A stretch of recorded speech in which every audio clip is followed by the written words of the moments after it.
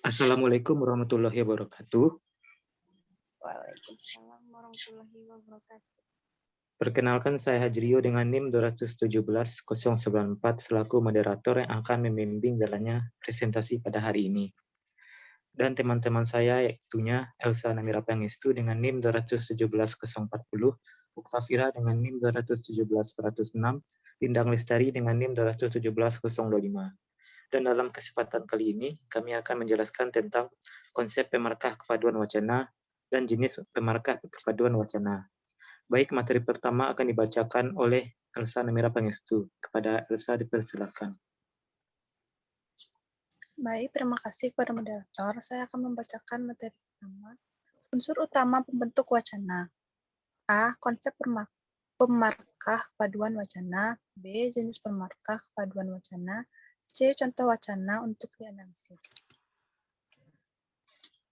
Yang pertama yaitu konsep pemarkah kepaduan wacana. Menurut KBBI, pemarkah berasal dari kata dasar markah. Pemarkah memiliki arti dalam kelas nomina atau kata benda, sehingga pemarkah dapat menyatakan nama dari seseorang, tempat, atau semua benda dan segala yang dibendakannya. Kohesi merupakan aspek formal bahasa dalam wacana.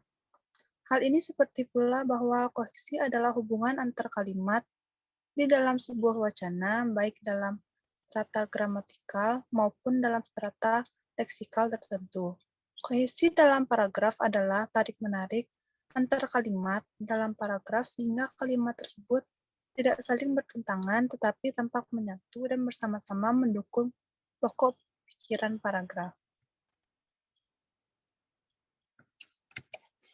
Nah,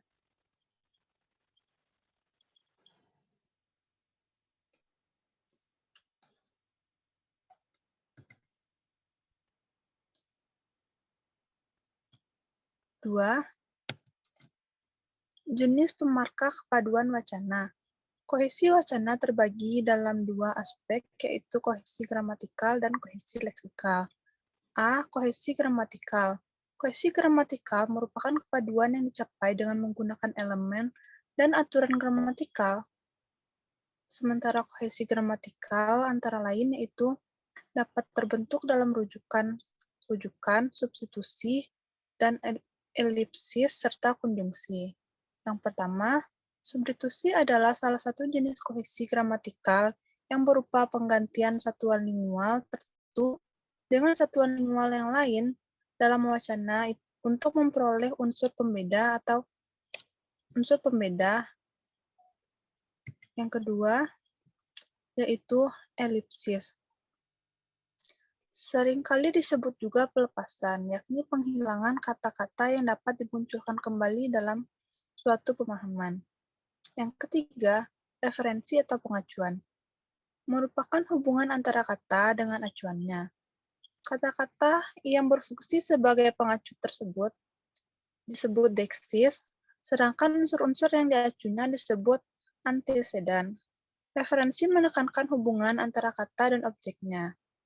Objek yang berada di luar teks mengindikasikan adanya referensi eksoforis, sedangkan objek yang berada di dalam teks menandakan adanya referensi endoderis.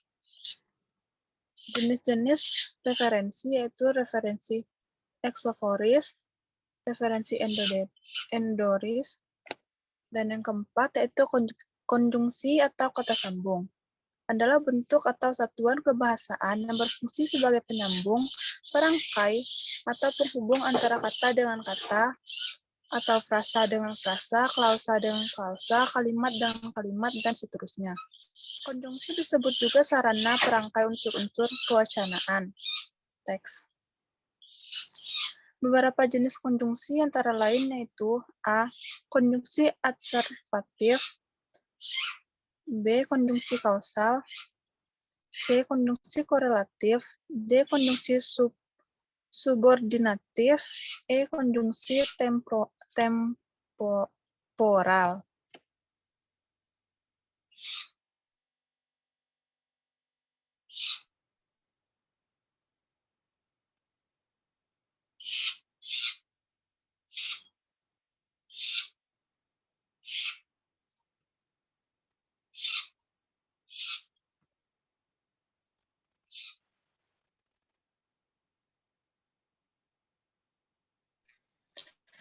Baik, terima kasih kepada Elsa Namira Pangestu.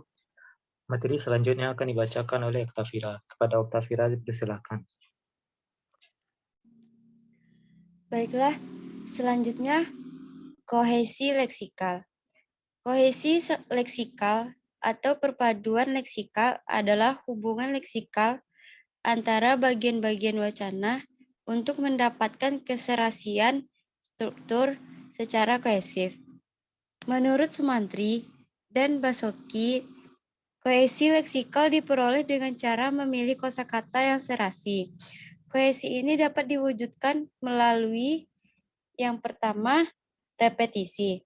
Repetisi atau pengulangan adalah adanya unsur pengulangan yang mengulang unsur yang terdapat pada kalimat di depannya, atau pengulangan kata yang sama.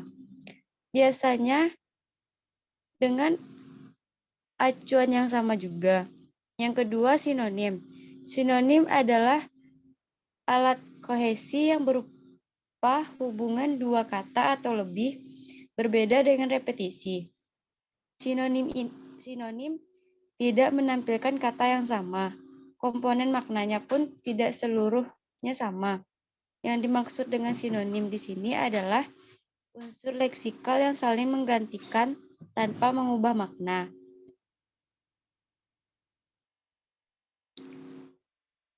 Yang ketiga, antonim. Antonim adalah ungkapan berupa kata, frasa, atau kalimat yang dianggap bermakna kebalikan dari ungkapan lain atau kata-kata yang berlawanan makna. Contohnya, putri, putra, hiponim. Selanjutnya, hiponim adalah ungkapan kata, frasa, atau kalimat yang maknanya dianggap merupakan bagian dari makna suatu ungkapan lain. Yang kelima, korelasi. Korelasi adalah hubungan timbal balik atau sebab akibat. Contohnya, buku, koran, majalah, media massa. Yang keenam, ekuivalensi. Ekuivalensi adalah makna yang sangat berdekatan. Contohnya, belajar, mengajar, pelajar, pengajar, pengajaran.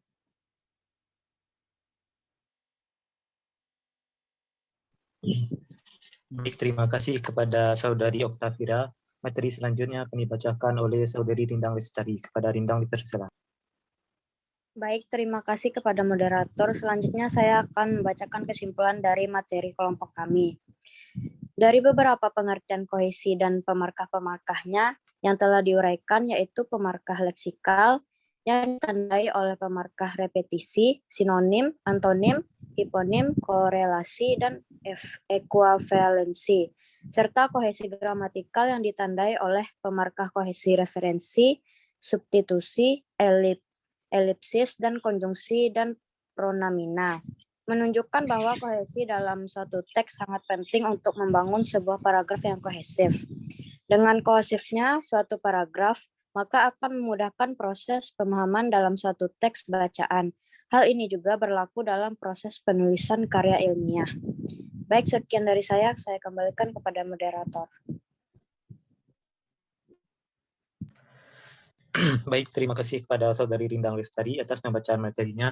Sekian presentasi dari kelompok kami. Apabila ada kesalahan dalam pengucapan, mohon dimaafkan. Wabillahi taufiq wal hidayah. Assalamualaikum warahmatullahi wabarakatuh.